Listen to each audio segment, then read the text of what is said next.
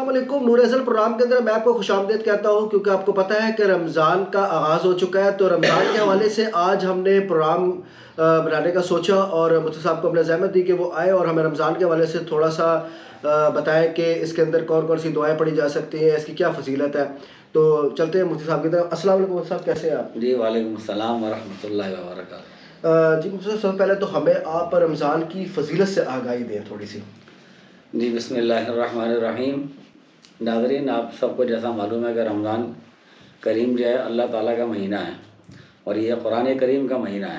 اس مہینے میں اللہ تعالیٰ نے قرآن کریم کو نازل فرمایا اور قدر کی رات میں نازل فرمایا, جیسا کہ سورہ قدر کے اندر ہے انا انزلناہ فی لیلۃ القدر.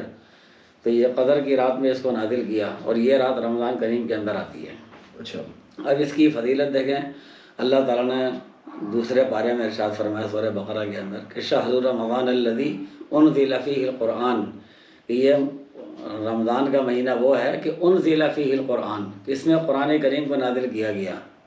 اچھا, ہاں, تو اس میں جو ہے نا اللہ تعالیٰ نے قرآن کریم کو نازل کیا ہے ہدی للناس وبینات من الہدی والفرقان, اور اس میں لوگوں کے لیے ہدایت ہے اور یہ فرقان کا مہینہ ہے. غزوہ بدر آپ کو جیسے پتہ ہے, غزوہ بدر بھی اسی مہینے میں ہوا تھا, 17 رمضان کو. تو وہ اس کو فرقان کا مہینہ فرقان کہا جاتا ہے, جس میں اللہ تعالیٰ نے آج حق اور باطل میں فرق کر دیا. تو یہ رمضان کی بہت ساری خصوصیات ہیں. تو یہ تو اللہ تعالیٰ نے بتا دیا, اور یہ اس سے پہلے تمام امتوں کے اندر رہا. یہ تمام نبی یہ روزہ رکھتے تھے, ہر امت کے اندر روزے کی اہمیت رہی ہے. قرآن کریم نے آ کر کے اس کا ایک حد بندی کر دی, ایک وقت بتا دیا کہ جب رات کو جب وہ شروع ہو جائے تو اس وقت آپ سحری شروع کریں اور صبح صادق سے پہلے اس کو بند کر دیں, اور روزہ شروع ہو جاتا ہے صبح صادق سے رات تک. ثم اتموا الصیام الی اللیل, اس کو رات تک مکمل کریں, رات تک اندھیرا ہونے تک. تو رسول اللہ صلی اللہ علیہ وآلہ وسلم نے اس بارے میں ارشاد فرمایا, ایک بڑی مشہور حدیث ہے کہ جس نے رمضان کے راتوں کو قیام کیا اور اس کے دن میں روزہ رکھا تو اللہ تعالیٰ اس کے پچھلے تمام گناہوں کو معاف فرما دیتے ہیں. ٹھیک. اور ایک حدیث کے اندر آتا ہے کہ نبی اکرم صلی اللہ علیہ وآلہ وسلم نے ارشاد فرمایا, یہ ترمذی شریف کی حدیث ہے یہ, اللہ کے نبی فرماتے ہیں کہ جب رمضان کی پہلی رات آتی ہے تو سرکش شیاطین اور جنات یہ سارے کے سارے قید کر دیے جاتے ہیں, ان کو بند کر دیا جاتا ہے. اور عام دنوں میں جس طرح وہ لوگوں کو بہکاتے ہیں اس طرح رمضان کے مہینے میں نہیں بہکا سکتے ہیں. بڑے بڑے شیاطین کو قید کر دیا جاتا ہے اور جہنم کے دروازے بند کر دیے جاتے ہیں. پھر آخر رمضان تک کوئی دروازہ اس میں سے نہیں کھولا جاتا اور جنت کے تمام دروازے کھول دیے جاتے ہیں, اور پھر آخری رمضان تک کوئی ایک دروازہ بند نہیں کیا جاتا. اور اللہ تعالیٰ کا ایک منادی ہے, وہ اعلان کرتا ہے اس مہینے کے شروع ہوتے ہی کہ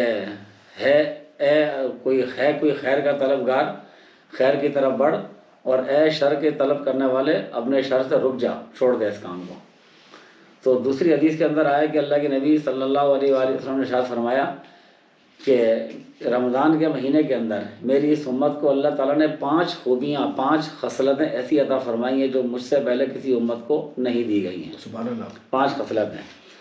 پہلی خصلت یہ ہے کہ روزے دار کے منہ کی جو بو ہے جس کو ہم اسمیل کہتے ہیں, تو وہ بو جو ہے اللہ تعالیٰ کے ہاں کستوری سے بھی زیادہ پسندیدہ ہے. اچھا. کستوری بڑی زبردست خوشبو ہوتی ہے, اس سے بھی زیادہ پسندیدہ ہے. اور دوسرا اس کا خصوصیت یہ ہے کہ اس کے لیے سحری سے لے کے افطار تک اللہ تعالیٰ کے رحمت کے فرشتے جو ہے تمام روزے داروں کے لیے رحمت کی دعا کرتے رہتے ہیں. فرشتے ان کے لیے رحمت کی دعا کرتے ہیں. اور تیسری خصوصیت یہ ہے کہ اللہ تعالیٰ ہر روز جنت کو آراستہ کرتے ہیں, مزین کرتے ہیں, اس کی بناوٹ, اس کی تزئین و آرائش پر خوب توجہ دی جاتی ہے.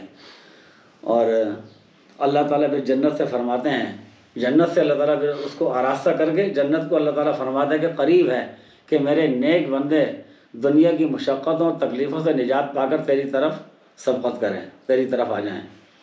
اور چوتھی خصوصیت یہ ہے کہ جب جیسے پہلے بتائی کہ اس میں بڑے بڑے شیاطین کو, سرکش جنات کو قید کر دیا جاتا ہے.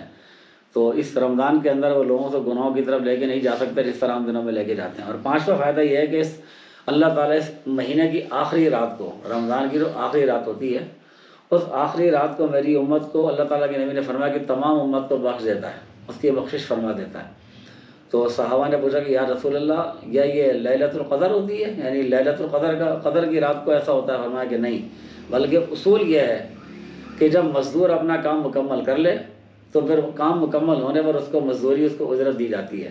تو اللہ تعالیٰ اپنے بندوں سے حقیقت میں روزے کے اندر ایک کام لیتا ہے کہ تم نے صبح سے لے کے صبح صادق سے لے کے رات تک بھوکا رہنا ہے، پیاسا رہنا ہے۔ اسی طرح ایک حدیث کے اندر آیا، اللہ تعالیٰ حدیث قدسی ہے، اللہ تعالیٰ کے نبی نے فرمایا کہ اللہ تعالیٰ فرماتا ہے کہ بنی آدم میں سے ہر بندے کا ہر عمل اللہ تعالیٰ اس کو بڑھاتا رہتا ہے، یہاں تک کہ 10 کم سے کم ایک نیکی کا ثواب 10 نیکی تک دیا جاتا ہے، لیکن اس کی اخلاص کی بنیاد پر 700 تک قرآن کریم میں ارشاد ہے کہ 700 تک بڑھا دیا جاتا ہے۔ اور یہ بات کہہ کر کے اللہ نے فرمایا لیکن روزہ میرے لیے ہے، میرا بندہ جو روزہ رکھتا ہے وہ تو میرے لیے ہی رکھتا ہے، وہ دنیا کے لیے نہیں رکھ سکتا، اس میں روزے میں دکھاوا نہیں ہو سکتا، اس کا اجر تو میں اس کو اسی وقت دوں گا جب وہ مجھ سے آ کر کے ملے گا۔ یعنی روزے کے علاوہ جتنے بھی اعمال ہیں، ہر عمل کا کوئی نہ کوئی ثواب اللہ نے ڈیسائیڈ کر دیا کہ نماز کا اللہ نے یہ ثواب دینا ہے، سجد کو یہ ثواب دینا ہے، اچھائی کا زکوٰۃ صدقہ خیرات کا یہ ثواب ہے، لیکن روزے کے بارے میں فرمایا کہ تک کوئی ثواب میں نے طے نہیں کیا ہوا، جب میرا بندہ مجھ سے ملے گا تو میں اس کو خود دوں گا۔ اور اسی میں فرمایا کہ وَلِلصَّائِمِ فرحتان، روزے دار کے لیے 2 خوشیاں ہوتی ہیں، ایک خوشی اس کو افطار کے وقت دی جاتی ہے کہ جب وہ پورا دن بھوکا پیاسا بیٹھتا ہے، اللہ تعالیٰ کا جب رات شروع ہوتی ہے تو پھر وہ ہاتھ بڑھاتا ہے، اللہ کے نام پہ شروع کرتا ہے تو پورے دن بھوکا پیاسا کر کے جو کھانا جو کھاتے ہیں تو بڑی خوشی حاصل ہوتی ہے۔ تو 2 خوشیاں دی جاتی ہیں، ایک تو افطار کے وقت اور دوسری اللہ تعالیٰ سے ملاقات کے وقت۔ جب میرے بندے کی مجھ سے ملاقات ہوگی تو اس وقت میں اس کو جو خوش کر دوں گا، اس کو راضی کروں گا، وہ چیز دیکھنے والی ہوگی۔ اچھا مفتی صاحب، رمضان کے اندر آپ کیا سمجھتے ہیں کون کون سی ہمیں دعائیں پڑھنی چاہیے؟ یہ جو کہ پہلا عشرہ چلا، آپ نے سنا ہوگا کہ رمضان کے 30 دن ہوتے ہیں، 29 ہوتے ہیں، تو پہلا عشرہ، پہلے 10 دن کا جو ہے پہلا عشرہ رحمت کہلاتا ہے، ٹھیک، دوسرا عشرہ جو ہے وہ مغفرت کہلاتا ہے، اور تیسرا عشرہ جہنم سے آزادی کا سمجھا جاتا ہے۔ اللہ تعالیٰ مٹھی سے بھر بھر کے اللہ تعالیٰ اپنی لمحیں لوگوں کو جہنم سے آزاد کرنا ہے آخری عشرے میں۔ تو پہلا عشرہ جو کہ یہ چل رہا ہے یہ رحمت ہے، تو اس میں رحمت کی دعا کرنی چاہیے، رب اغفر وارحم وانت خیر الراحمین، یہ دعا مانگیں۔ اور بھی دعائیں آتی ہیں، رحمت کی جو دعا کہ جس میں اللہ تعالیٰ سے ہم رحم کی دعا مانگ رہے ہیں، اس میں مغفرت کی دعا مانگتا ہے، تو رب اغفر وارحم وانت خیر الراحمین، یہ دعا مانگیں۔ اچھا مفتی صاحب، ہمیں اس کے روزے کی جو کھولنے کی دعا ہوتی ہے وہ کیا دعا ہوتی ہے، ہمارے ناظرین کو وہ بھی بتائیں تھوڑا سا۔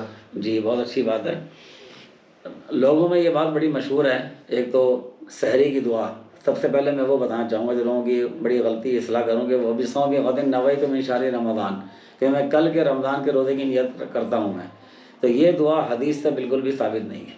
اچھا، ہاں، اس کے کوئی الفاظ نہیں ہے، سحری کوئی دعا نہیں ہے۔ بسم اللہ پڑھ کے جو کھانا کھایا جاتا ہے جس سلام طریقے سے اسی طرح ہوتا ہے۔ سحری کا وقت کی اپنی خصوصیات ہیں، وہ برکت کا وقت ہے، رحمت کا وقت ہے، اللہ تعالیٰ سے مانگنے کا وقت ہے۔ ہاں، روزہ کھولنے کے وقت کی جو دعا ہے، جو مسنون دعا ہے، جو صحیح مسنون، میں آپ کو وہ بتا دیتا ہوں، اور وہ دعا ہے روزہ کھولنے کے بعد کی۔ یہ بھی لوگوں میں مشہور ہے کہ روزہ کھولنے سے پہلے دعا پڑھتے ہیں، پھر اس کو پڑھ کے پھر دعا پہ روزہ کھولتے ہیں، یہ ایسا نہیں ہے، غلط ہے، لوگوں کی غلط ہے، یہ رواج بڑا غلط آگے معاشرے میں رواج بڑا غلط مشہور ہو گیا۔ یہ اصل طریقہ یہ ہے کہ بسم اللہ پڑھ کے روزہ کھولیں آپ، اور اس کے جب روزہ کھول لیا، پانی پی لیا آپ نے، اس کے بعد پھر یہ دعا پڑھیں گے۔ وہ دعا کے ترجمہ جب بتاؤں گا تو اس کے بھی آپ کو اندازہ ہوگا کہ وہ دعا روزہ کھولنے کے بعد پڑھی جاتی ہے۔